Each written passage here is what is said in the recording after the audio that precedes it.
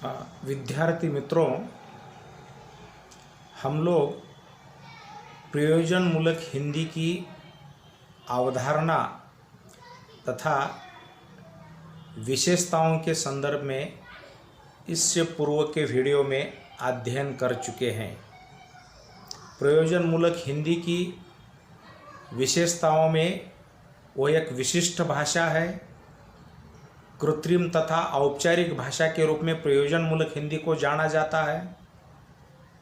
उसे अर्जित किया जाता है। प्रयोजनमूलक हिंदी ने कि अभिधात्मक एवं पारिभाषिकता को लेकर विकसित होने वाली भाषा है और उसका प्रयोजनपरकता का रूप कि अलग अलग क्षेत्रों में हमें देखने के लिए मिलता है। यह अध्ययन हम इससे पूर्व के वीडियो में कर चुके हैं। आज प्रयोजनमूलक हिंदी के जो विविध रूप है उनके संदर्भ में अध्ययन करते हैं। प्रयोजनमूलक हिंदी के विविध रूप बोले तो उसका प्रयोग कहाँ कहाँ पर होता है, प्रयोजनमूलक हिंदी कहाँ कहाँ प्रयुक्त होती है, इस संदर्भ में यहाँ हमें संक्षेप में अध्ययन करना है। तो आप लोगों को मालूम है कि किसी भी भाषा की अभिव्यक्ति या तो लिखित तथा मौखिक रूप में होती है और यहाँ आकाशवाणी या रेडियो हम देखते हैं तो रेडियो की अभिव्यक्ति मौखिक होती है। तो समाचार पत्र या कार्यालय के अंतर्गत जो भाषा रूप आता है उसकी अभिव्यक्ति लिखित रूप में होती है, किंतु व्यवसाय के क्षेत्र की जो भाषा है मतलब प्रयोजनमूलक जो हिंदी है वह मौखिक और लिखित दोनों रूप से प्रयोग में लाई जाती है। इसलिए कुछ विद्वानों ने यहाँ प्रयोजनमूलक हिंदी के प्रयुक्ति के आधार पर उसका विभाजन किया है या प्रयोजनमूलक हिंदी के कई रूप है, ऐसा उन्होंने यहाँ पर कि प्रस्तुत किया है। तो कहाँ कहाँ पर प्रयोजनमूलक हिंदी का प्रयोग होता है या वो कहाँ प्रयुक्त होती है, इस संदर्भ में संक्षेप में यहाँ हमें अध्ययन करना है। पहला है प्रशासकीय एवं कार्यालयीन हिंदी। प्रशासन तथा कार्यालय के अंतर्गत यहाँ हिंदी का प्रयोग होता है। मतलब प्रशासकीय एवं कार्यालयीन हिंदी से तात्पर्य यह है, उस हिंदी से है कि सरकारी कार्यालयों के कामकाज की भाषा नहीं कि वो हिंदी है। वास्तव में कार्यालय की सबसे बड़ी इकाई प्रशासन है। इसके अंतर्गत सरकार को देश की आर्थिक, राजनीतिक, शैक्षणिक, सुरक्षात्मक, सामाजिक, साहित्यिक, शैक्षणिक आदि दृष्टियों से प्रशासन का भार यहाँ संभालना पड़ता है। तो ये इस प्रकार प्रशासन के क्षेत्र में विभिन्न कार्य करते समय उनके कई नियम बनाने पड़ते हैं।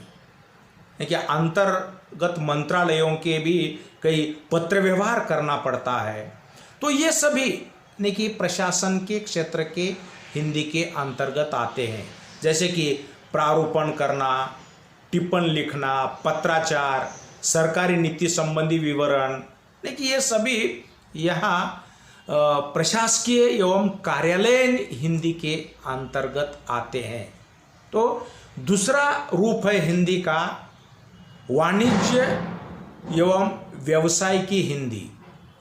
मतलब इसमें भी नहीं कि वाणिज्य मतलब व्यापार या व्यवसाय में नहीं कि इसी भाषा का प्रयोग होता है। वाणिज्य और व्यवसाय की हिंदी प्रयोजनमूलक हिंदी का एक महत्वपूर्ण अंग माना गया। इसका प्रयुक्त क्षेत्र भी बिल्कुल व्यापक है। यह राष्ट्रीय स्तर से लेकर अंतर्राष्ट्रीय स्तर तक इसका प्रयुक्ति क्षेत्र पहुंच चुका है। जैसे कि वस्तु निर्माण से लेकर ग्राहकों तक पहुंचने की समग्र गतिविधियां कि इसी हिंदी के अंतर्गत आती है। इतना ही नहीं, इसमें ग्रामीण बाजारों से लेकर अंतर्राष्ट्रीय कंपनियां तथा विभिन्न माध्यमों से जो विज्ञापन की गतिविधियां प्रसारित की जाती है, ये सभी इस वाणिज्य एवं व्यवसाय के हिंदी के अंतर्गत आते हैं।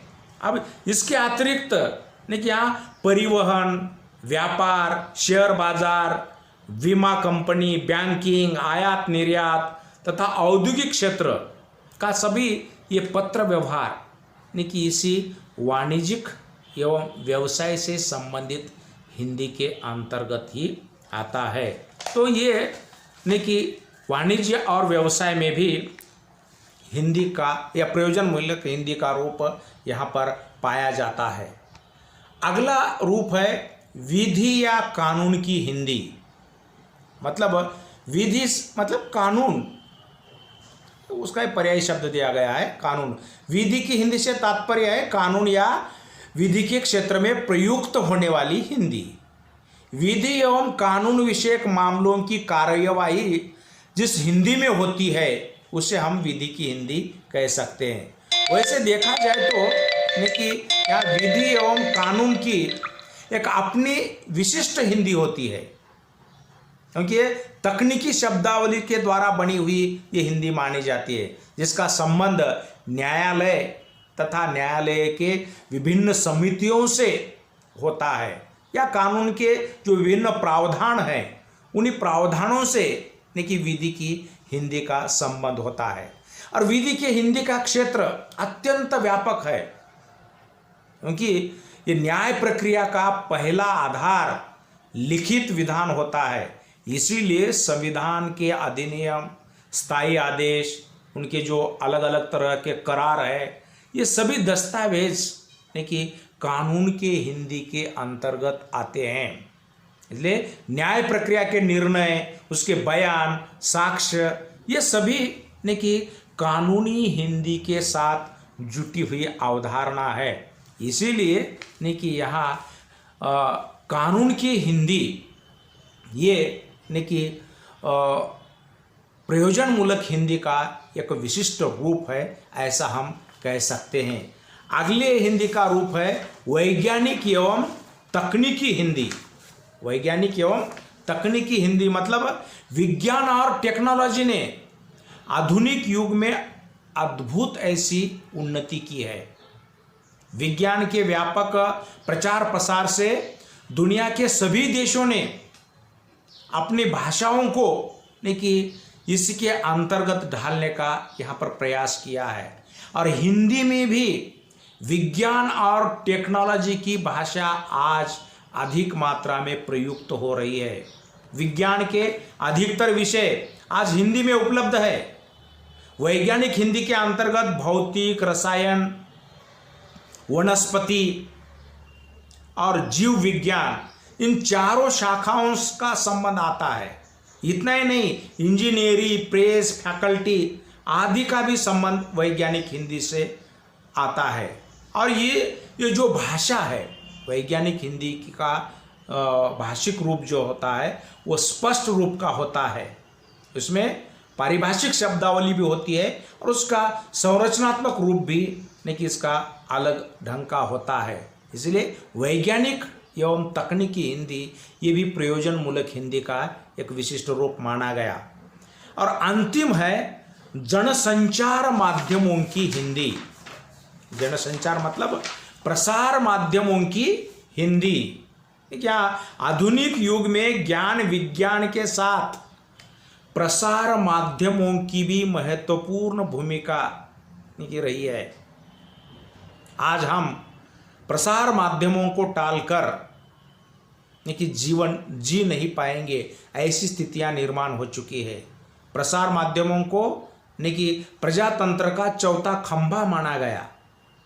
और ऐसी कि ये जनसंचार की हिंदी, जनसंचार बोले तो अंग्रेजी में उसके लिए मास कम्युनिकेशन इस शब्द का प्रयोग किया जाता है। जनसंचार का अर्थ है कि बहुत बड़े आकार के बिखरे लोगों तक संचार माध्यमों के द्वारा संदेश या सूचना पहुंचाना, बोले तो ये जनसंचार है।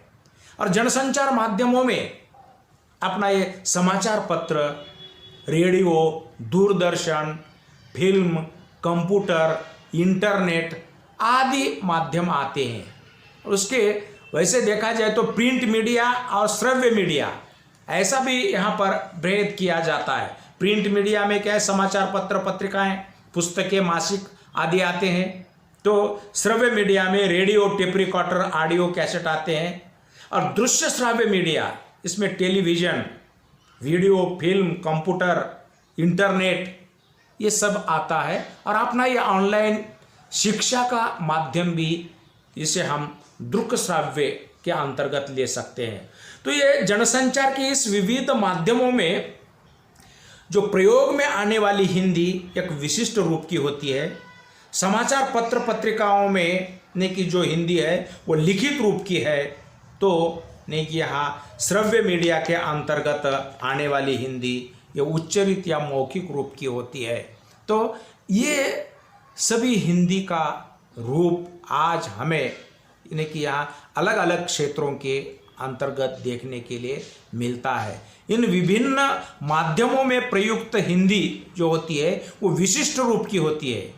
और संचार माध्यमों की हिंदी सामान्य जन की हिंदी है, लेकिन प्रयोजन मूलक हिंदी केवल सामान्य जन की हिंदी नहीं है। वो अपने आप एक स्वयं प्रयत्नों के अनुसार अर्जित की हुई हिंदी है, ऐसा इस संदर्भ में कहा जाता है।